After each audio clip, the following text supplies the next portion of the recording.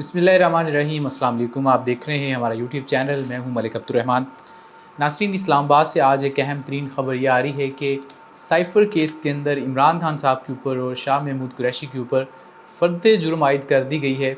और ये है पाकिस्तान की अदालतों का वो तेज़ तरीन इंसाफ जो कि सिर्फ़ और सिर्फ तहरीक इंसाफ के ऊपर और इमरान खान के ऊपर हो रहा है। आज जब इमरान खान साहब को उस अदालत में पेश किया गया और वहाँ पर इमरान खान साहब का जज साहब से मुकालमा भी हुआ, तो वो भी पाकिस्तान का मीडिया ये दिखा रहा है कि इमरान खान साहब ने वहाँ पर नवाज़ शरीफ के हवाले से वहाँ पर बात की। और उसके अलावा उनका जो रजीम चेंज हुआ था, तो इमरान खान साहब ने जज साहब से बात करते हुए ये कहा कि साजिश तो मेरे ख़िलाफ़ हुई थी, तो फिर इस मुकदमे का यानी कि क्या तुक बनता है।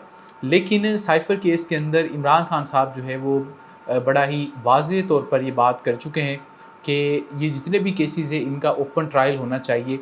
ये कमरों के अंदर या जेलों के अंदर ट्रायल नहीं होना चाहिए, बल्कि लाइव चला देना चाहिए टेलीविज़न के ऊपर, ताकि कौन झूठा है और कौन सच्चा है सारी कौम ये बात जान ले।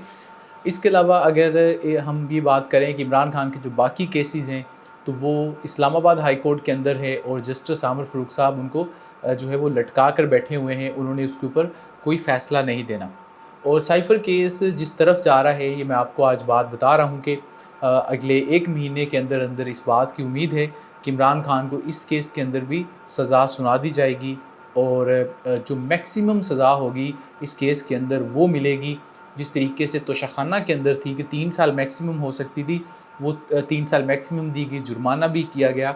और इसी तरीके से इस केस के अंदर शाह महमूद कुरैशी और इमरान खान के ऊपर अब बाकायदा तौर पर जब ट्रायल होगा, तो उसमें जो है वो आप देखिएगा कि कानून का किस तरीके से मजाक बनाया जाता है।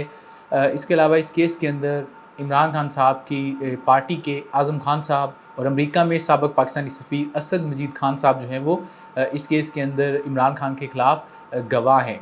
और असद मजीद साहब को तो ज़ाहिर है अगवा नहीं किया गया, लेकिन बताया जा रहा है कि उन्होंने इमरान खान साहब के ख़िलाफ़ 161 का बयान रिकॉर्ड करवाया है। लेकिन जो आज़म खान साहब है, उन्होंने जो बयान रिकॉर्ड करवाया था उसकी कोई कानूनी और आइनी हैसियत नहीं है। और जो साइफ़र केस है, ये अगर मैं आपको ये कहूँ कि तोशाखाना से भी ज़्यादा मुज़क्का केस है, तो ये बात गलत नहीं होगी। क्योंकि तोशाखाना के अंदर तो चलो इनके पास एक चीज़ थी कि गलत खाने के अंदर वो चीज़ें फ़िल कर दी गई थी। लेकिन ये जो केस है यानी कि साइफ़र केस, इसमें तो हर चीज़ वाज़ेह है कि वज़ारत ख़ारजा ये बात अदालत में मान चुकी है कि जो असल साइफ़र की कापी है जो कि कोडेड फ़ॉर्म में है, वो जो है दफ़्तर ख़ारजा में आज भी मौजूद है और उसको इमरान खान को कभी भी नहीं दिया गया। वो जो कोडेड फ़ॉर्म में है वो था, अगर इमरान खान उसको लेते और गुम कर देते या किसी को लीक कर देते, तो उन्होंने जो है वो कौमी जो राज़ होने थे उसको अफ़शा करना था। जो इमरान खान साहब के पास आया था वो इस तरीके का एक पेपर था।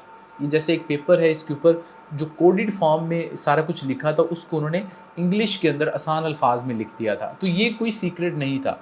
ये तो इंटरसेप्ट ने भी छाप दिया था और उन्होंने उसके अंदर जो बातें लिखी थी वो लोगों को वाज़ेह तौर पर उन्होंने बता दिया था कि इसके अंदर लिखा गया है कि इमरान खान को हटाएँ वरना आपके लिए मुश्किलात बढ़ेंगी। तो इसके बावजूद ये केस बनाया गया है और मुझे नहीं लगता कि आने वाले कुछ महीनों में भी इमरान खान साहब जेल से बाहर आएँगे, जब तक इलेक्शंस नहीं हो जाते।